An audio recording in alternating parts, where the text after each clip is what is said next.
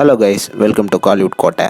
இன்றைக்கி நம்ம கோட்டையில் என்ன வீடியோ பற்றி பார்க்க போகிறோன்னா, த்ருவ் விக்ரம் சாரோட அடுத்த புதிய படத்தை பற்றி சில மாசான தகவல்கள்லாம் வந்திருக்கு. ஸோ என்ன தகவல் வந்திருக்குன்னு இந்த வீடியோவில் பார்க்கலாம் வாங்க. நண்பாஸ், ரீசெண்டாக ஒரு 2 நாளைக்கு முன்னாடி த்ருவ் விக்ரம் அவரோட பர்த்டேவை செலிப்ரேட் பண்ணியிருந்தார். சோஷியல் மீடியாஸ் மற்றும் மீடியா தரப்பில் அவருக்கு நிறையா விஷஸும் குமிஞ்சு வந்துட்டு இருந்தது. அண்ட் மேலும் தற்போது த்ருவ் விக்ரம் அவர்கள் பைசன் படத்தில் சும்மா மாசா நடிச்சிட்டு இருக்கிறாரு. அண்ட் இந்த படம் முடிஞ்சதுக்கப்புறமா அவர் எந்த படத்தில் நடிக்க போறாரு அப்படின்றத பத்தி தகவல் ரீசெண்டா வந்திருக்கு. என்ன மேட்டர் அப்படின்னு பாத்தீங்கன்னா, பைசன் ஷூட்டிங் முடிஞ்சதுக்கு அப்புறமா தெலுங்கு டைரக்டரான அஜய் பூபதி அவர்கள் கூட சேர்ந்து ஒரு படம் பண்ண உள்ளதாக தகவல் வந்திருக்கு நண்பாஸ். அண்ட் இந்த படம் ஒரு பிக் பட்ஜெட் பிலிமாகவும் இருக்க போகுதான். தற்போது பாத்தீங்கன்னா படத்துக்கான பேச்சுவார்த்தைகள் எல்லாம் போய்கிட்டு இருக்கு. அண்ட் விரைவில் இந்த படத்தை பத்தி அபிஷியல் அனௌன்ஸ்மெண்ட் வெளியாக போகுது அப்படின்னு லேட்டஸ்டா தகவல்களும் வந்திருக்கு.